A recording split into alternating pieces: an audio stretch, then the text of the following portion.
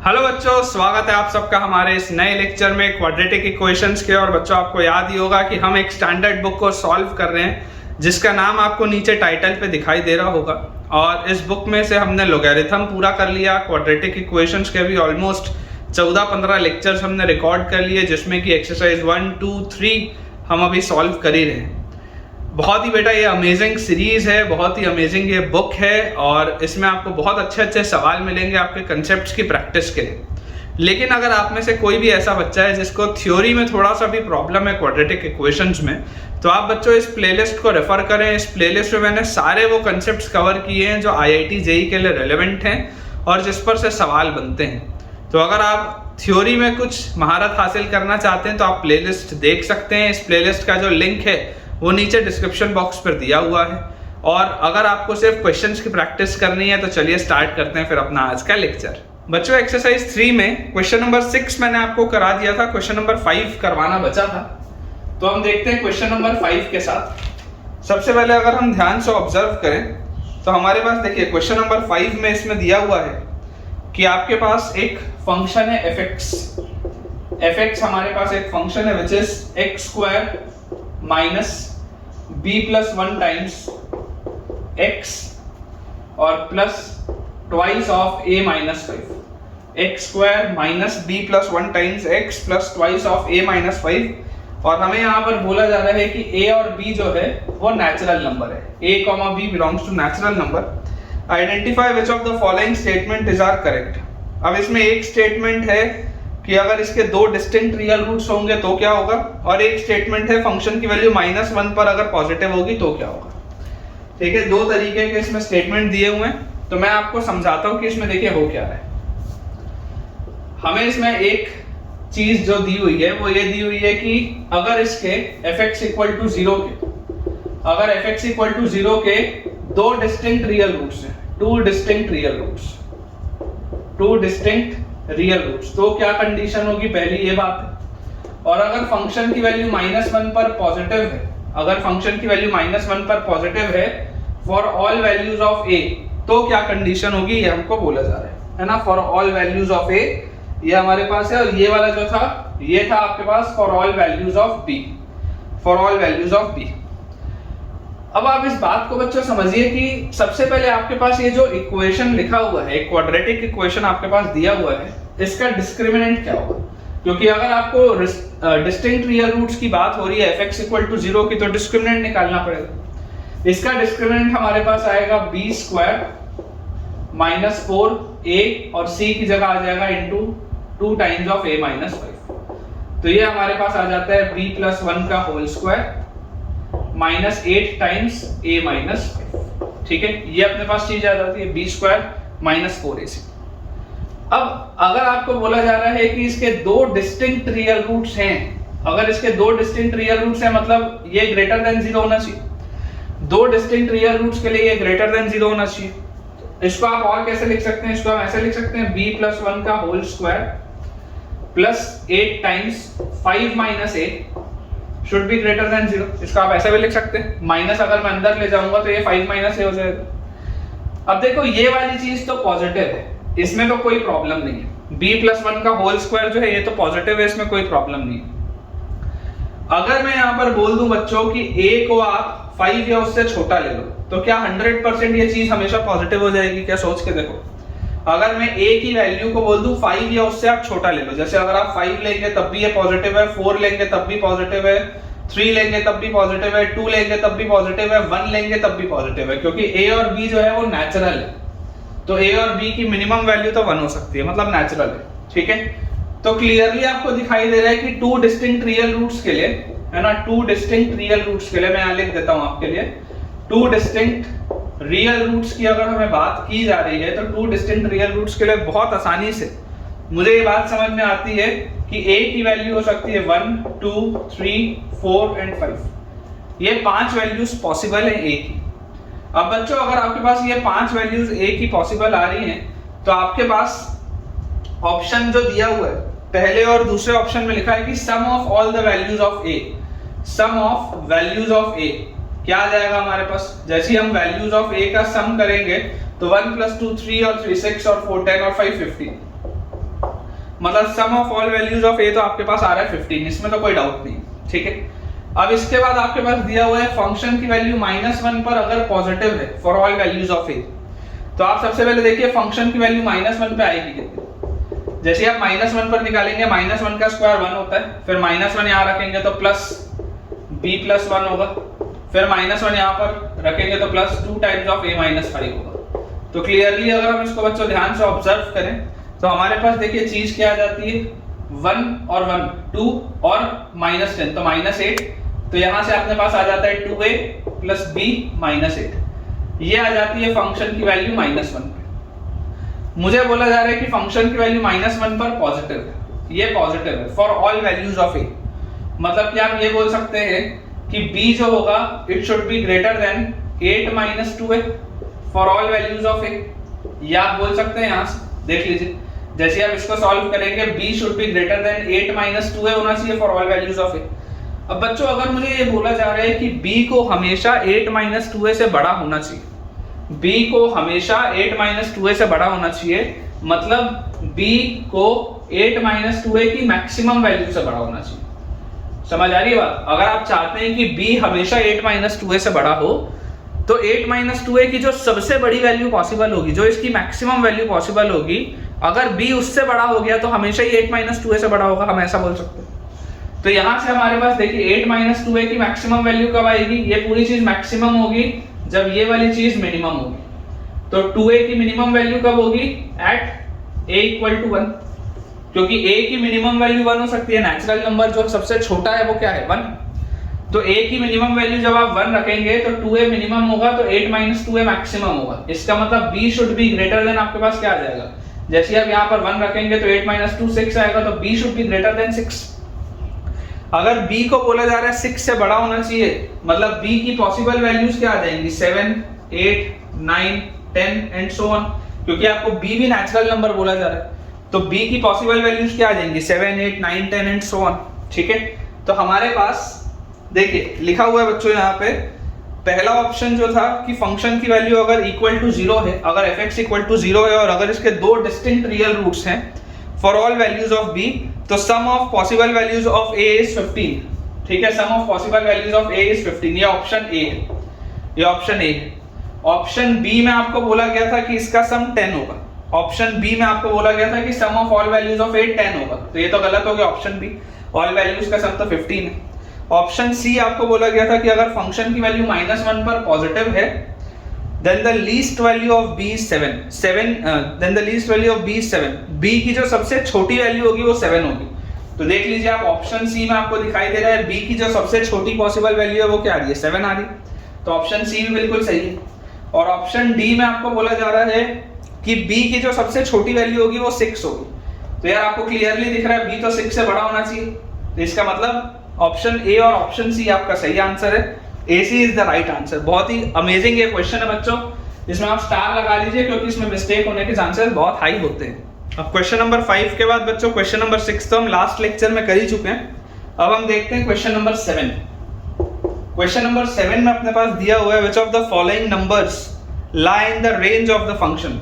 आपके पास एक फंक्शन दिया हुआ है y is equal to x² plus 14x, x² plus 14x plus 9, x² plus 14x plus 9 divided by x² plus 2x plus 3, x² plus 14x plus 9 divided by x² plus 2x plus 3 for x belonging to real number, ठीक है।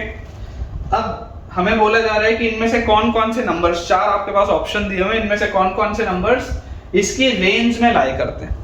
तो बच्चों इस तरीके के बहुत सारे सवाल हमने थ्योरी में किए हैं। सबसे पहले हम इसकी अगर रेंज निकालने की कोशिश करें तो हमें यहाँ से समझ में आता है कि देखिए जैसे आप इसको क्रॉस मल्टीप्लाई करेंगे तो आप इसको लिख सकते हैं x² plus 2xy plus 3y, ये उधर जाएगा और बाकी सब भी उधर ले आओ, तो -x² minus 14x minus 9 equal to 0। और अगर मैं इसमें से x² कॉमन निकाल लूं तो अंदर मेरे पास आएगा y-1, फिर अगर मैं x बाहर निकाल लूं तो अंदर मेरे पास आएगा 2y माइनस 14 x बाहर निकालने पे, और फिर मेरे पास आएगा plus 3y minus 9, this should be equal to 0। Clearly बच्चों मुझे बोला जा रहा है कि x जो है वो रियल है, तो x रियल कब आएगा? x रियल आएगा जब इसका डिस्क्रिमिनेंट ग्रेटर देन 0 होगा, या ग्रेटर देन इक्वल टू 0 भी बोल सकते हैं, कोई दिक्कत की बात नहीं। x रियल कब आएगा? जब इसका discriminant greater than equal to 0 होगा, तभी आपके पास x की वैल्यू रियल आएगी। क्योंकि अगर आप इसमें क्वाड्रेटिक फॉर्मूला लगाएं और मान लीजिए अगर x रियल ना हो, अगर x इमेजिनरी हो, तो डिस्क्रिमिनेंट उस केस में लेस देन 0 हो जाएगा। तो हमारे पास d greater than equal to 0 आ गया, तो डिस्क्रिमिनेंट क्या है? b स्क्वायर मतलब 2y माइनस 14 का whole square, b square minus 4, a की जगह हमारे पास आएगा y माइनस 1 और c की जगह हमारे पास आ जाएगा 3y minus 9। This should be greater than equal to 0। ये चीज हमारे पास आती है। और क्लियरली बच्चों हमको एक बात और पता है कि y की वैल्यू कभी भी 1 नहीं हो सकती। y की वैल्यू अगर 1 हुई तो प्रॉब्लम आ जाएगा। देखो अगर यहाँ से आपके पास y की वैल्यू 1 हुई तो y की वैल्यू 1 होते ही ये पूरा खत्म हो जाएगा। y की वैल्यू जैसी 1 आपके पास अगर आप रखेंगे, उसको अपने को अलग से बेसिकली देखना होगा, क्योंकि y इक्वल टू 1 पर ये क्वाड्रेटिक नहीं बचेगा। तो y इक्वल टू 1 को मैं अलग से आपको सॉल्व करके दिखाऊंगा। तो यहाँ से बच्चों देखिए, अगर आप 2 का फैक्टर कॉमन लेते हैं तो यहाँ पे अंदर 7 बचेगा, ये 2 का फैक्टर बाहर निकलेगा तो यहाँ पर भी आ जाएगा 4। ये 4 और ये 4 तो कैंसिल आउट हो गया। अब मेरे पास जो चीज लिखी हुई है, अगर मैं इसको थोड़ा सा सिंप्लीफाई करूं तो ये लिखा हुआ है y square minus 14y plus 49, y square minus 14y plus 49 और माइनस अंदर यहाँ पर देखिए क्या लिखा हुआ है 3y स्क्वायर और माइनस 3y और minus 9y plus 9। This is greater than equal to 0। हमको ये दिया हुआ है y square minus 3y square आ जाएगा माइनस 2y स्क्वायर, फिर माइनस 14y और माइनस 14y के बाद मेरे पास लिखा हुआ है प्लस 3y, तो ये हो जाएगा माइनस 11y और माइनस 11y के बाद मेरे पास आ जाएगा प्लस 9y, तो माइनस 2y ये आ गया। और कांस्टेंट टर्म में बच्चों मेरे पास लिखा हुआ है यहाँ पे 49 और माइनस 9, तो plus 40। This is greater than equal to 0। Clearly मुझे इसमें बच्चों दिखाई दे रहा है कि माइनस 2 का फैक्टर कॉमन निकलेगा। तो अगर मैं माइनस 2 का फैक्टर बाहर निकालूं तो y स्क्वायर और प्लस y, माइनस 2 का फैक्टर बाहर निकाल लिया और यहाँ पे आ गया अंदर minus 20। This should be less than equal to 0। Sign change हो जाएगा माइनस 2 से अगर आप इसको डिवाइड कर देंगे तो ये आ गया y square plus 5y minus 4y minus 20 is less than equal to 0। तो y plus 5 multiplied with y minus 4 should be less than equal to 0। तो यहाँ से आपके पास आ जाएगा नंबर लाइन पे अगर अपन देखेंगे तो ये आ गया माइनस 5, ये आ गया 4। This is positive negative positive, तो y बिलोंग्स टू अपने पास क्या आ जाएगा? क्लोज ब्रैकेट माइनस 5 से क्लोज ब्रैकेट 4, ये अपने पास आ जाता है। अब आप इमेजिन करिए अगर y की वैल्यू 1 होती, अगर y की वैल्यू हमारे पास 1 होती तो x की क्या वैल्यू आती हमको ये देखना है। तो y की वैल्यू 1 होती तो ये खत्म हो जाता। y की वैल्यू अगर 1 होती तो 2 माइनस 14 मेरे पास आता माइनस 12x है ना, इफ y इक्वल टू 1। तो मेरे पास ये आता क्या? माइनस 12x और y की वैल्यू 1 रखते हैं, यहाँ पर मेरे पास आ जाता 3 माइनस 9 इज माइनस 6, तो माइनस 6 इज इक्वल टू 0। तो यहाँ से x की वैल्यू आ जाती माइनस हाफ। ठीक है, तो y इक्वल टू 1 भी पॉसिबल होता, y इक्वल टू 1 भी पॉसिबल है, जो कि आपके इस रेंज में आ भी रहा है। ठीक है, तो अब अपने पास बच्चों जो चीज आ चुकी है, अगर मैं ऑप्शंस देखूं तो ऑप्शन में बच्चों मेरे पास देखिए मैं 4 ऑप्शन आपके लिए लिख देता हूं। फर्स्ट ऑप्शन अपने पास दिया हुआ है 2।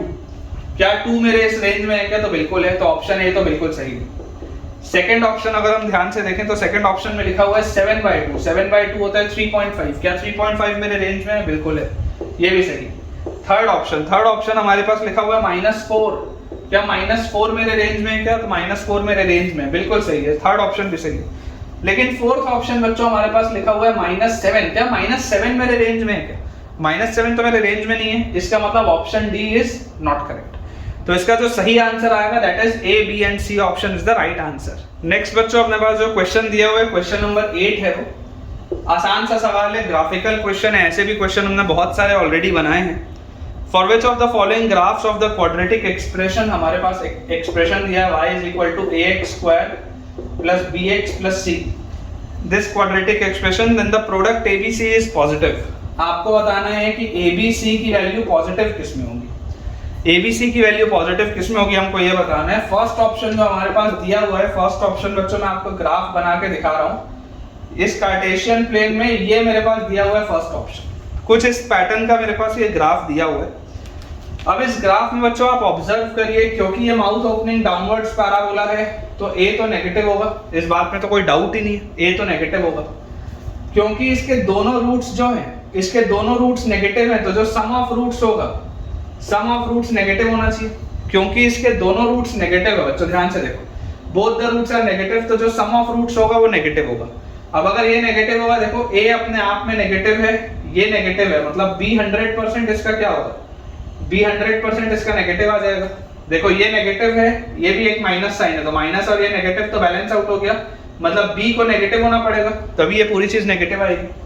और इसका प्रोडक्ट ऑफ रूट्स क्या होगा, अगर मैं सी बाय ए निकालूं प्रोडक्ट ऑफ रूट्स, तो क्योंकि दोनों रूट्स नेगेटिव हैं तो प्रोडक्ट ऑफ रूट्स पॉजिटिव होगा, तो सी बाय ए को अगर पॉजिटिव होना पड़ेगा, इसका मतलब आप देखिए यहाँ से ए अपने आप में नेगेटिव है, तो अगर ए नेगेटिव है तो सी को भी नेगेटिव होना पड़ेगा, अगर ए नेगेटिव है तो सी को भी नेगेटिव होना पड़ेगा, तभी तो दोनों नेगेटिव को आप डिवाइड करोगे तो रिजल्ट पॉजिटिव आएगा।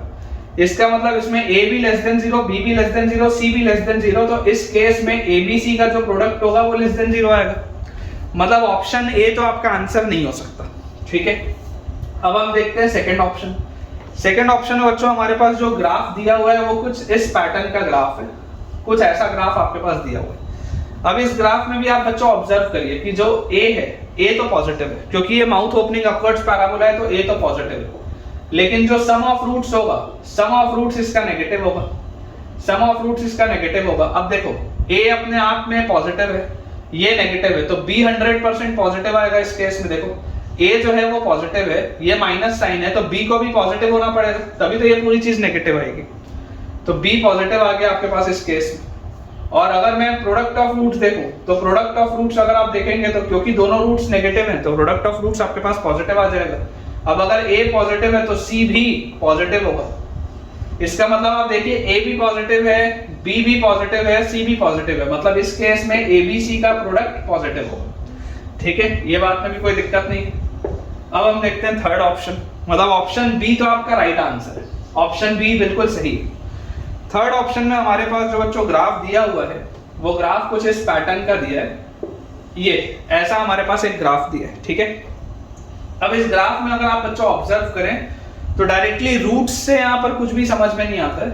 एक चीज समझ में आती है कि a तो पॉजिटिव है, a तो पॉजिटिव है, इसमें समझ में आती है बात। अब इसका ये जो है बच्चों, ये जो आपके पास दिया हुआ है, ये क्या है, ये वर्टेक्स का x कोऑर्डिनेट है, वर्टेक्स का x कोऑर्डिनेट मतलब -b/2 है, वर्टेक्स का x कोऑर्डिनेट मतलब -b/2 है, ये आपको दिख रहा है पॉजिटिव है। अब आप समझिए इस बात को कि a पॉजिटिव है, ठीक है, 2 तो मैं कोई कंसीडर नहीं करूंगा, a पॉजिटिव है, ये नेगेटिव है, मतलब b को नेगेटिव होना पड़ेगा, b नेगेटिव होगा तभी ये नेगेटिव नेगेटिव बैलेंस होगा, और a पॉजिटिव है तो ये रिजल्ट आएगा, तो b तो नेगेटिव हो गया, a पॉजिटिव हो गया। और इस केस में बच्चों c बोलना मुश्किल है, इस केस में c की वैल्यू बोलना मुश्किल है, c आपका पॉजिटिव भी हो सकता है, नेगेटिव भी हो सकता है, तो हम गारंटी से इस केस में कुछ भी नहीं बोल सकते। या c आप निकाल भी सकते हो, ऐसे दिक्कत नहीं आएगी। देखो c आप निकाल सकते हो, क्यों, क्योंकि फंक्शन की वैल्यू 0 पर क्या आ रही है, c पॉजिटिव आएगा इस केस में। देखो फंक्शन की वैल्यू जब आप 0 पर निकालेंगे तो फंक्शन की वैल्यू 0 पर आपके पास आएगा c, फंक्शन की वैल्यू 0 पर आपके पास क्या आएगी, c आएगी, और फंक्शन की वैल्यू 0 पर क्या है, पॉजिटिव है, मतलब c पॉजिटिव आएगा, c पॉजिटिव आएगा। ठीक है, तो आप क्लियरली देख सकते हैं कि a पॉजिटिव है, b नेगेटिव है, लेकिन c पॉजिटिव है, तो इसमें abc का प्रोडक्ट आपके पास क्या आएगा, abc का प्रोडक्ट इसमें आपके पास नेगेटिव आ जाएगा, क्योंकि दो रिजल्ट पॉजिटिव है, एक नेगेटिव है, मतलब कि c ऑप्शन भी आपका आंसर नहीं हो सकता। एंड फाइनली लास्ट अगर मैं d ऑप्शन को ऑब्जर्व करूं तो d ऑप्शन का बच्चों जो मेरे पास ग्राफ दिया हुआ है वो कुछ ऐसा ग्राफ है, ठीक है ना। d ऑप्शन का ग्राफ मेरे पास कुछ इस पैटर्न में दिया है। अब आप इसमें अगर ध्यान से देखेंगे तो a तो पॉजिटिव है, क्योंकि माउथ ओपनिंग अपवर्ड्स पैराबोला है। इसमें देखिए एक रूट नेगेटिव है और एक रूट पॉजिटिव है। अगर एक रूट नेगेटिव और एक रूट पॉजिटिव है, इसका मतलब 100% जो सम ऑफ रूट्स होगा, सम ऑफ रूट्स इसका पॉजिटिव होगा। क्यों, क्योंकि पॉजिटिव वाला रूट बड़ा है, नेगेटिव वाला रूट छोटा है। अगर -b/a पॉजिटिव होगा, देखो a पॉजिटिव है, -b/a पॉजिटिव है, मतलब b 100% नेगेटिव होगा। समझ पा रहे हो, b को नेगेटिव होना पड़ेगा तभी नेगेटिव नेगेटिव बैलेंस होकर पॉजिटिव बनाएंगे, और a भी पॉजिटिव है। और अगर आप c की बात करें तो प्रोडक्ट ऑफ रूट्स इसके लिए क्या आएगा, प्रोडक्ट ऑफ रूट्स आपके पास इसका नेगेटिव आ जाएगा, क्योंकि एक रूट नेगेटिव है, एक रूट पॉजिटिव है। अब अगर a अपने आप में पॉजिटिव है तो c को नेगेटिव होना पड़ेगा। तो इस केस में आप देखिए C नेगेटिव है, B नेगेटिव है, लेकिन A पॉजिटिव है, तो 100% आपके पास इस केस में ABC जो आएगा वो आपके पास पॉजिटिव आ जाएगा, क्योंकि 2 रिजल्ट नेगेटिव है, 1 रिजल्ट पॉजिटिव है, तो ABC विल बी पॉजिटिव। तो यहाँ से आपके पास D ऑप्शन भी बिल्कुल सही आ जाता है। तो क्लियरली आप देख सकते हैं कि चारों ऑप्शन में हमने बच्चों जो प्रोसेस था वो सॉल्व किया है पूरा, और इससे आपके पास B and D option is the right answer. So ठीक है बच्चों, विद दिस हम अपने आज के लेक्चर के एंड पे पहुंच चुके हैं, और मुझे पूरी उम्मीद है कि आपको आज का लेक्चर बहुत बढ़िया तरीके से समझ में आया होगा, आपके कंसेप्ट्स क्लियर हुए होंगे। अगर आपको आज के लेक्चर में कोई भी डाउट है तो आप कमेंट में पूछें, और अगर आपको आज का लेक्चर अच्छा लगा है तो इस वीडियो को ज़रूर लाइक करें, शेयर करें अपने दोस्तों के साथ, और इस चैनल को सब्सक्राइब भी करें। Thank you.